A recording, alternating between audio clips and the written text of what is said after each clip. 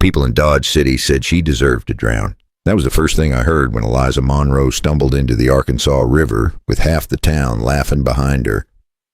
The sun was burning hot, the water was cold, and the look on her face said she knew no one was coming to help. Except one man did, a man the town called cold as a winter rock. A man who had not touched another soul since his wife died 8 years back. Caleb Ward, 45, rancher, hard as rawhide, and built like the kind of trouble you do not want to test twice. He was riding the edge of the bank when he saw her slip. She had been carrying a basket of finished shirts. The boys on Front Street had been catcalling her again, calling her Wet Liz, saying she always had water on her, sweat, tears, rain, anything they could twist into a joke. Eliza was only 24. Too young to be worn down like that, too young to walk with her shoulders tight like she expected every breath to hurt, but the town had decided she was nothing. Poor girl. Orphan. Thrift store dress. Hands rough from sewing for folks who barely said thank you. Caleb saw her fall. He dropped out of the saddle in one long step, hit the river, and grabbed her before the current could take her skirt under. Her shirt was soaked in a heartbeat, clinging tight, her chest rising fast, her hair slicked across her face. She gasped when he pulled her close, shocked, shivering, breathing hard. He held her steady with those big hands, hands that looked like they could break a man in half, but somehow treated her like she was spun glass. His voice came low, close to her ear. "Stay still. You are all right. Just breathe." But she did not breathe. Not right away. Her lips trembled, her eyes wide, and then she blurted it without thinking. "You are getting me all wet." The line froze him for a second, maybe because it sounded like something it was not. Maybe because it was the first time anyone had spoken to him like that in years, and maybe because the whole town was staring at them from the bank. Laughing, pointing, whispering. Caleb tightened his grip, not to claim her, not to shame her, but to keep her upright while the world tried to shove her under. She looked up at him, her voice shaking. "Why did you help me?" He looked back at her, jaw set, eyes dark. Because someone should have a long time ago. He walked her to the shore with one arm around her, his horse drinking quietly beside them.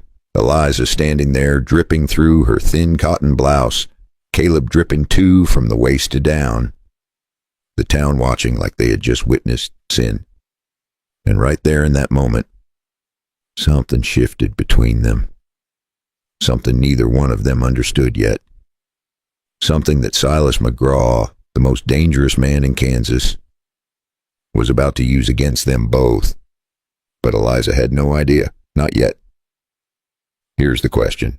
If a whole town has already decided a woman is worthless, what happens when the one man they fear decides she is worth everything? Eliza kept shaking after Caleb pulled her out of the river. Cold water ran off her chin. Her cotton shirt clung tight. People still whispered on the bank. They were not whispering kindness. Caleb handed her his coat. Warm, heavy. Smelled like horses and cedar. She pulled it tight around herself and kept her eyes down. Maybe if she did not look at the crowd, they would stop looking at her. But Dodge City folks never stopped staring when they found a new target. Caleb led her toward his horse. Slow, gentle, like he feared she might break. "You all right?" he asked. She nodded, but her lips said no, even when her head said yes. That was when Silas McGraw stepped out of Long Branch Saloon. He walked like he owned the whole town. Some days he did. Silas had money, land, water rights, and men who followed him for free whiskey. He had a smile that made honest folks nervous, and a temper that turned cowboys into dust. The moment he saw Eliza wrapped in Caleb's coat, he grinned. A slow, mean grin. Well now, if it ain't Wet Liz finding new ways to soak herself. Eliza froze. Caleb did not. He shifted in front of her, not talking, not threatening, just blocking Silas like a wall of muscle and patience. Silas hated patience. It made him feel small. Silas stepped closer. "You know she had a job at the tailor shop this morning?" Caleb nodded once. "Not anymore?"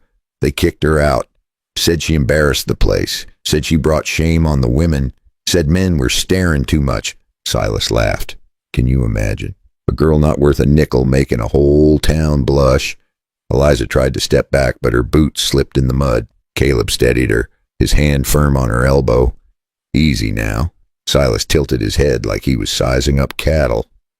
You lost your job, sweetheart. That is rough.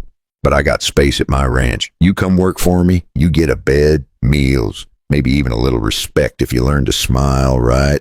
Eliza felt her stomach twist. Silas never offered anything without a trap tied to it. Caleb knew it too. He said nothing, but his jaw tightened. Silas noticed, which made him smile even harder. Silas leaned in, real close to Eliza. I can fix your name, little girl, or I can ruin it for good. Depends how much you want to stay dry. Caleb stepped between them again.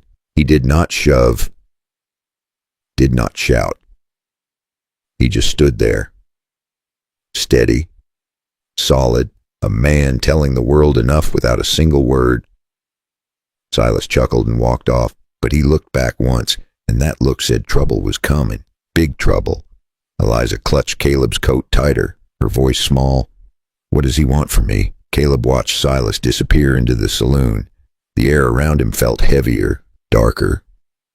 He sighed. Not what he wants, what he plans. And here's the question you should be asking. When a man like Silas sets his eyes on a girl like Eliza, how far will he go to break her for good? Silas did not come after Eliza right away. Men like him do not rush. They wait. They watch. They pick the moment that hurts the most. And for Eliza, that moment came 2 nights later. The moon was low. The heat still clung to the grass. Crickets loud enough to cover a scream. Eliza had been sitting behind the stable at Caleb's ranch, trying to sew a tear in one of his shirts, trying not to think about the way Silas smiled at her in town. Then she heard boots in the dirt. Slow, heavy, wrong. She stood fast, her breath tight. She thought it might be Caleb returning from fencing the south pasture. But Caleb never walked like that. Never dragged his heel. Never whistled in that low snake kind of way. 3 men stepped from the dark. Silas men, the same ones who laughed at her in Dodge City, their eyes already saying what their mouths had not said yet. Evening, sweetheart. Boss says we need a little talk. Eliza backed up until her shoulders hit the stable wall. One man reached for her arm. Not rough yet, but rough was coming. She knew it. Any woman in the West knew it, and she did the only thing she could. She ran. She darted across the yard, barefoot. Faster than she thought she could move. Her skirt snagged on a fence post, but she ripped free and kept going. She headed straight for the river. If she could get across the shallow bend, she could make it to the cottonwoods. Silas men hated walking through brush. Behind her, they shouted, laughed, shot once into the air just to scare her, and it worked. She stumbled when the echo rolled across the water, but that single gunshot carried farther than they intended, all the way to Caleb. He was half a mile west. He heard it, straightened fast, and his horse was running before he even got his boot in the stirrup. Eliza reached the river first. She stepped in. Cold water bit her legs. She gasped hard. Her feet slipped on smooth stones. Then she saw movement up the bank. A rider, charging. For 1 second she thought it was another one of Silas' men. Then the moon hit his hat. His shoulders. The shape of him she could recognize anywhere now. Caleb. He swung off the saddle before his horse even stopped, grabbed her waist and pulled her deeper into the river. Not to drown her, to hide her. The reeds were tall, the water dark. His chest pressed against her back. She held onto his forearms just to stay standing. He whispered close. Quiet now. Stay low. They cannot shoot what they cannot see. Her heart beat so loud she swore the whole county could hear it. The water climbed to her ribs. Her shirt clung again. She felt him breathing behind her. Steady. Calm. Like he had done this kind of thing 100 times.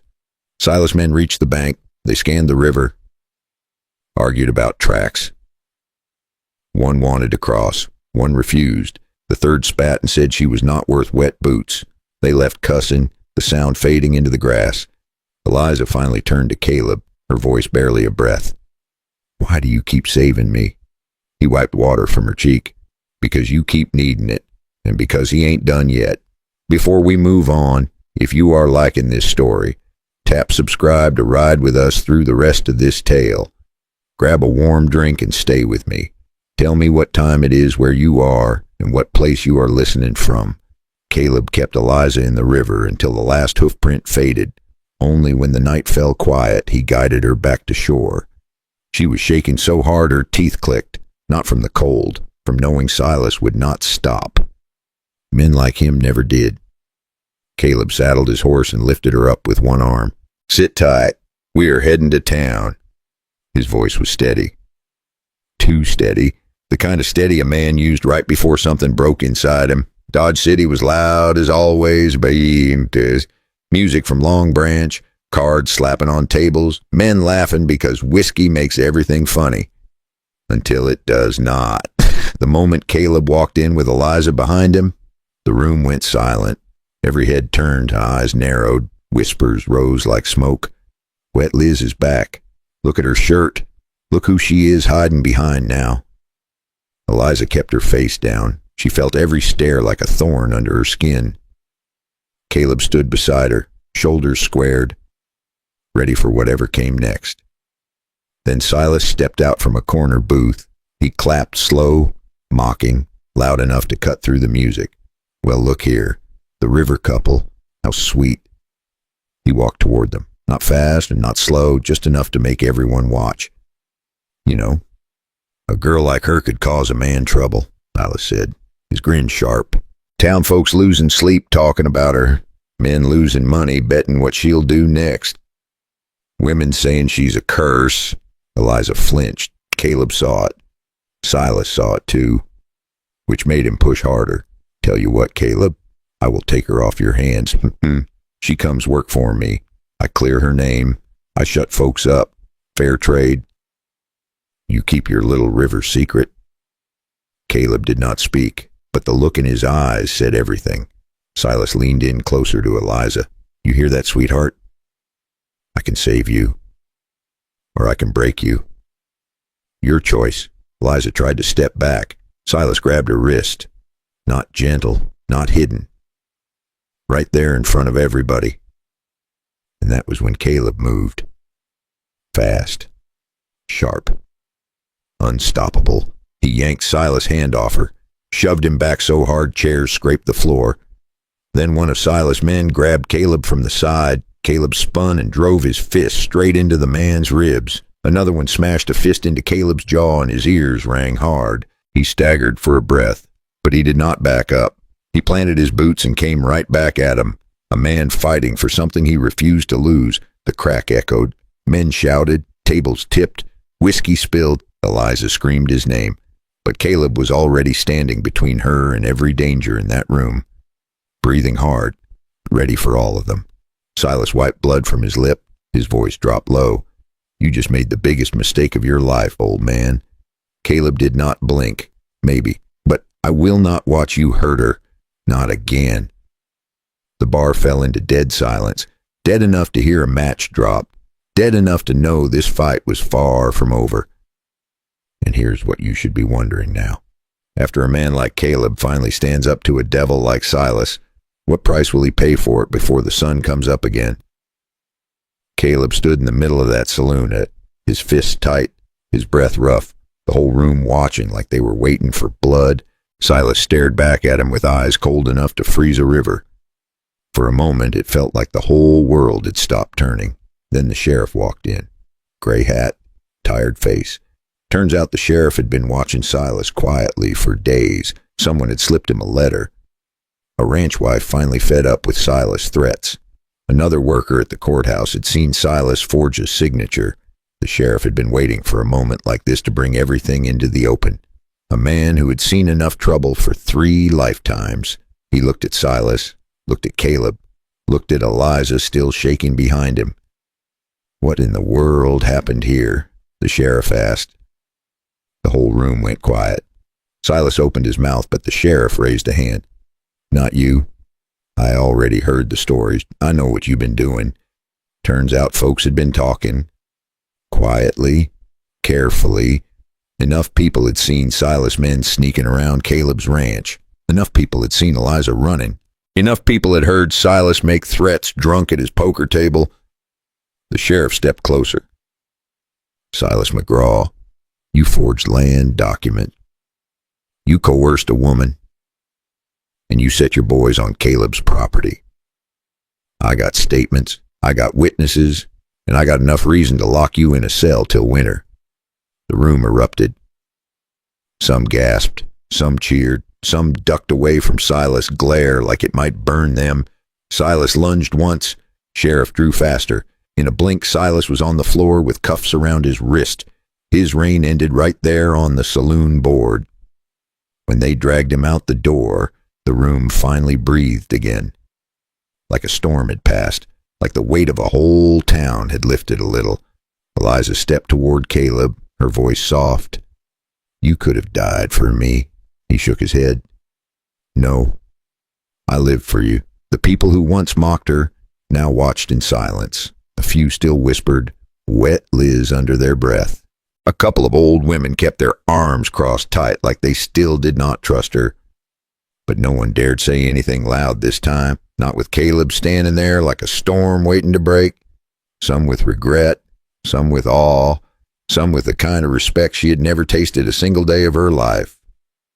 Caleb walked her outside. The warm summer wind moved through the cottonwoods. The river echoed in the dark. Her hands were still shaking. The fear did not disappear, but she reached for Caleb's hand anyway, not because she felt fearless, but because she finally trusted someone would not let her fall. Eliza looked at him with eyes she did not hide anymore. What happens now? She asked. He smiled. Now. You start living the life they told you you never deserved, and you let me stand beside you through every bit of it. That night, Eliza slept without locking the door for the first time in her life. Caleb sat on the porch with his rifle across his lap, watching the road, listening to the wind, knowing trouble might still come. But if it did, he would be ready. The town would whisper again tomorrow. Towns like this always do.